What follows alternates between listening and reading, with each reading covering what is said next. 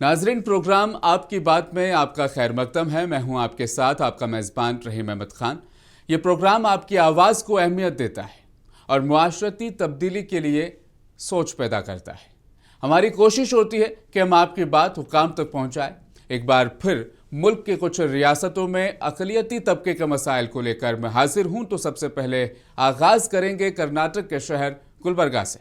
गालिब ने कहा था, तेरे वादे पर जिए हम तो ये जान झूठ जाना कि खुशी से मर न जाते अगर एतबार होता। ये शायर इन दिनों कर्नाटक के मुसलमानों के हालात पर बिल्कुल सादिक आ रहा है।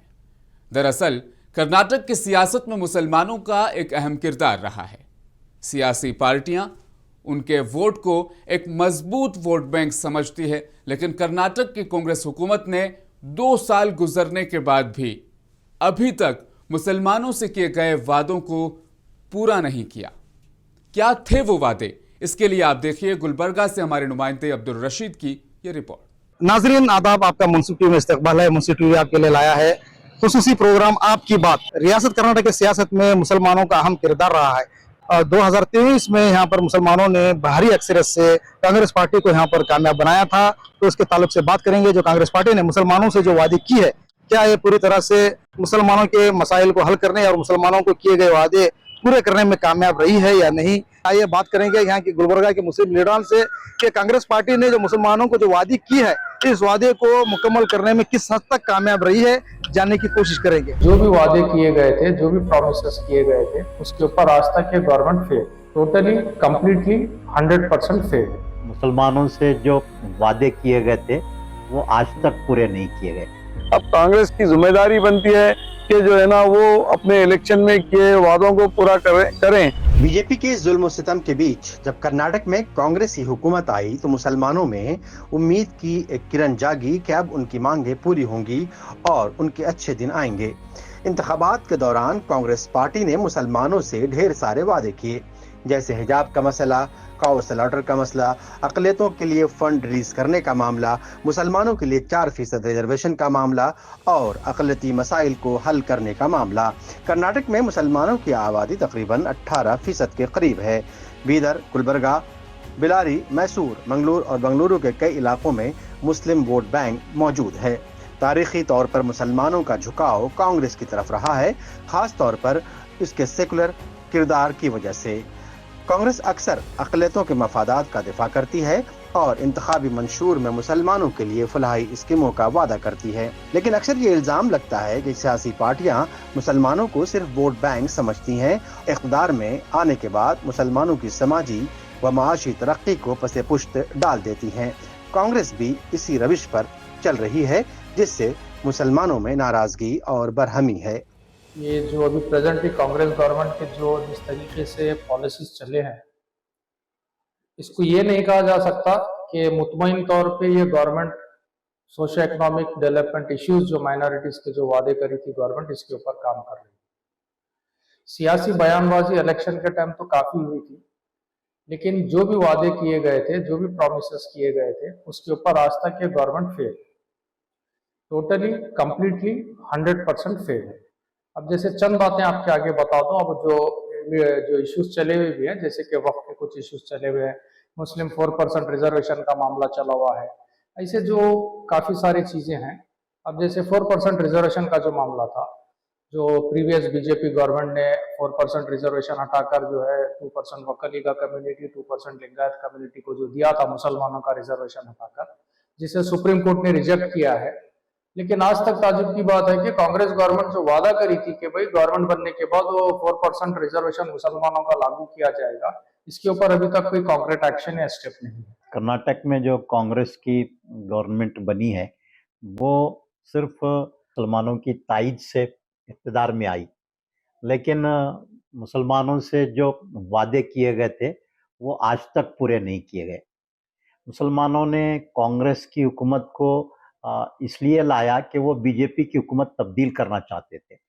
बीजेपी की हुकूमत में हलाल, हिजाब, लौ जिहाद और कम्युनल एजेंडे बहुत ज़्यादा हो गए थे। मुसलमानों को बहुत ज़्यादा हरासा किया जा रहा था, तो मुसलमानों ने बीजेपी की हुकूमत को तब्दील करने में एक बहुत बड़ा रोल अदा किया। लेकिन कांग्रेस को उसका एहसास नहीं है। कोई वादे पूरे करना तो दूर की बात है कि ऐसे ऑर्डर्स निकाले जा रहे हैं जिससे बीजेपी को सियासी फायदा हो रहा है। जैसा कि गुत्तेदारान को 4% रिजर्वेशन देने की बात, या फिर हाउसिंग स्कीमात में जो रिजर्वेशन है उसको 10% से बढ़ाकर 15% किया गया। तो ये दोनों ऑर्डर से मुसलमानों को तो कोई फायदा होने वाला नहीं है, लेकिन इससे बीजेपी ने एक हवा खड़ा कर दिया कि कर्नाटक में कांग्रेस की हुकूमत मुसलमानों को खुशामद करने में लगी हुई है। और मैं समझता हूं कि कांग्रेस की हुकूमत, चीफ मिनिस्टर सिद्धरामैया भी यही चाहते हैं कि मुसलमानों से जो वादे किए गए वो पूरे ना हो। बीजेपी के डर से, बीजेपी के प्रोपगंडे से ये कहा जाए कि आपके मुतालबात पूरे करने से उनकी हुकूमत खतरे में आ सकती है। गुलबर्गा शहर के जावेद हसन किसान सभा के लीडर और अजीजुल्लाह सरमस्त सीनियर सहाफी व तर्जुमान all India Muslim development forum Karnataka, doctor Mohammad Asgar Jaleel convener all India Muslim personal law board जिला गुलबर्गा, हैदर अली बागवान समाजी खिदमत गुजार, मोहम्मद खालिद अहमद व दीगर मुस्लिम लीडरों ने मुनसिफ टीवी से बात करते हुए कहा कि 2023 में कर्नाटक में मुसलमानों के खिलाफ अजान और हिजाब जैसे मामले को उछालकर नफरत का माहौल पैदा किया गया।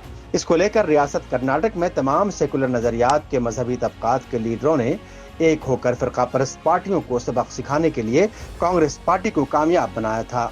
आज कर्नाटक में कांग्रेस हुकूमत के 3 साल मुकम्मल होने जा रहे हैं, लेकिन कांग्रेस पार्टी ने मुसलमानों से किए गए वादे अब तक पूरे नहीं किए हैं। देखिए, 2023 में जो असम्बली इंतखाबात हुए थे, पूरे मुसलमानों ने एक तरफा होकर ये फ़ैसला किया था कि इस मर्तबा हम कांग्रेस को पूरी अक्सरियत के साथ जिता कर लाएंगे, क्योंकि उसमें जो हमारे ज़िम्मेदारान थे, उलमा इकराम थे, बहुत सारे लोग उसमें इन्वॉल्व थे। उन्होंने जब कांग्रेस पार्टी के ज़िम्मेदारों से बात की तो उन्होंने बहुत सारे वादे उसमें किए थे। मिसाल के तौर पर जो मंशूर उनका था उसमें 4% रिजर्वेशन का मामला था, हिजाब का मसला था, और बजट को लेकर के था। जब बजट को लेकर के ऑनरेबल अब जो चीफ मिनिस्टर हैं सिद्धरामैया जी 10,000 करोड़ रुपए देने की बात की थी, और साथ ही साथ काउ स्लॉटर बिल भी वापस लेने की बात हुई, और कई एक जो माइनॉरिटीज़ के इश्यूज़ थे उनको सॉल्व करने की बात की गई थी मंशूर में। लेकिन अब देख रहे हैं कि 2 साल ख़त्म हो गए हैं, तीसरा साल शुरू हो चुका है, लेकिन अभी तक भी जो वादे जो इंतखाबी मंशूर में जो किए गए थे इलेक्शन मैनिफेस्टो में, वो पूरे नहीं हुए हैं। मुसलमानों के हक तलफी नहीं होगी, ये उस उम्मीद के साथ में मुसलमान बढ़ चढ़ के हिस्सा लेकर के कांग्रेस को बरसर इख्तियार लाया। लेकिन अफसोस के साथ ये बात कहना पड़ रहा है आज की डेट में कि इतने साल और 2 से 3 साल का अरसा गुजर जाने के बाद भी कांग्रेस हुकूमत जो वादे इलेक्शन के टाइम पे जो वादे मुसलमानों से की थी, उस वादों को आज पूरा करने में वो पशोपेश कर रही है, यानी टाल मटोल की बात कर रही है। सिद्धरामैया साहब जो हमारे सीएम हैं, इकोनॉमिस्ट होने के बावजूद ये 5 स्कीमात जो इन्होंने लागू किए हैं, मैं ये बोलना चाहता हूं कि सिद्धरामैया ने जो स्कीमात दे के अवाम के हाथ में एक जैकपॉट दिया है, जो अमाउंट स्कीमों के थ्रू उनके हाथों में आए हैं और वो मार्केट के अंदर रोल होना स्टार्ट हुए। सिमिलरली मौजूदा गवर्नमेंट को बहुत से ऐसे चीज़ों के ऊपर भी काम करना चाहिए, क्योंकि मसलन जो हिंदू मुस्लिम का इशू है कि आप सप्ताह में आके कई ऐसे असेंबली सेशंस गुजर चुके हैं, आप कहते हैं कि हमको पूरे तबके ने हमको वोट दिया है। जब आपको पूरे तबके ने वोट दिया है तो हम ये कहना चाहते हैं कि आपको हिंदू मुस्लिम के बीच में जो दरार डाल के माहौल खराब करने की कोशिश करते हैं, इनके लिए असेंबली में कड़ी से कड़ी कानून बना के इनको सजा देने की आप कोशिश कीजिए। कर्नाटका में जो कांग्रेस गवर्नमेंट बनी है, इसमें खासकर माइनॉरिटीज़ का बहुत बड़ा अमल दखल रहा है, क्योंकि जहाँ पर भी माइनॉरिटीज़ की आबादी ज़्यादा है वहाँ से कांग्रेस को बहुत ज़्यादा बहुमत मिला है। इसकी वजह से कर्नाटका में कांग्रेस हुकूमत बनाने के काबिल रही है। अब कांग्रेस की जिम्मेदारी बनती है कि जो है ना वो अपने इलेक्शन में किए वादों को पूरा करें, ताकि जो है ना आइंदा आने वाले इलेक्शन में उन पर एतमाद करें और एतमाद करते हुए फिर से उनको एक मरतबा जिता कर लाए। हमें एक और मरतबा जो है ना, हमारे मल्लिकार्जुन खड़गे साहब जो प्रेसिडेंट हैं और सिद्धरामैया साहब यहाँ पर जो वजीर आला हैं और हमारे मुकामी तकरीबन कांग्रेस के जितने भी हमारे लीडर्स हैं और एमएलए जो चुन के गए हैं, इनकी जिम्मेदारी बनती है कि माइनॉरिटीज़ के इलाकों में जाएं, माइनॉरिटीज़ के मसाइल को सुने, माइनॉरिटीज़ के मसाइल को हल करने की कोशिश करें ताकि तमाम माइनॉरिटीज़ का आपके ऊपर एतमाद बहाल हो। कर्नाटक के मुसलमानों की कांग्रेस से नाराजगी की बुनियादी वजूहात ने मुस्लिम शनाख्त से मुताल्लिक तनाज़ात, माशी व तालीमी पसमानदगी और हिंदू कौम परस्त पॉलिसियों के मुकाबले में कांग्रेस का कमजोर रद्द-ए-अमल शामिल है। इसके अलावा कांग्रेस की सियासी हिकमत अमली को हिंदू वोट बैंक को तरजीह देने के तौर पर देखा जाता है, जिससे मुस्लिम कम्युनिटी में अदम इत्मीनान बढ़ता है। मुस्लिम कम्युनिटी में ये एहसास पाया जाता है कि कांग्रेस उन्हें सिर्फ वोट बैंक के तौर पर इस्तेमाल करती है और उनके मसाइल के हल के लिए संजीदा इक़दामात नहीं उठाती। बकौल शायर, एक उम्र तक मैं उसकी ज़रूरत बना रहा, फिर यूं हुआ कि उसकी ज़रूरत बदल गई।